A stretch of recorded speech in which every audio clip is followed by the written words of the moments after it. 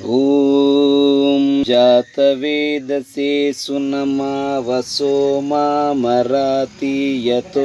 निदहाति वेदः स नः परुषदति दुर्गाणि सिन्धुन्ननाव दुरितात्यग्निः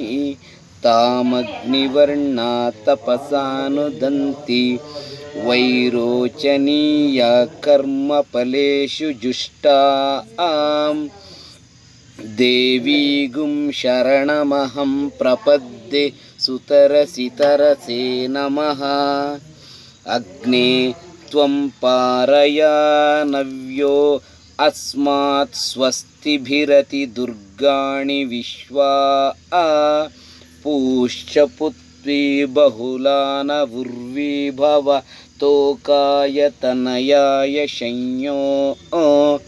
विश्वानिनो दुर्गः जातवेद सुन्दुन्ननाव दुरितात्यग्निः अग्ने अत्रिवन्मनसा गृणानो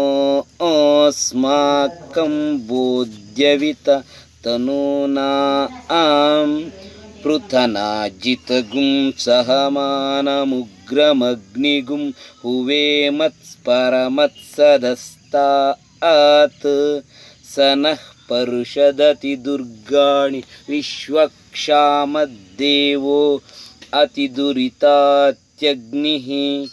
प्रत्नोषी कमिढ्यो अध्वरेषु सनाश्च होता नव्यशसस्सी स्वाञ्चा अग्ने तनुवं पिप्रियस्वास्मभ्यं च सौभगमायजस्व गोभिर्जिष्टुमुयोजयो निषुक्तं तवेन्द्र विष्णुरनुसञ्चरेम नाकस्य पुष्टमभि संवसानो वैष्णवी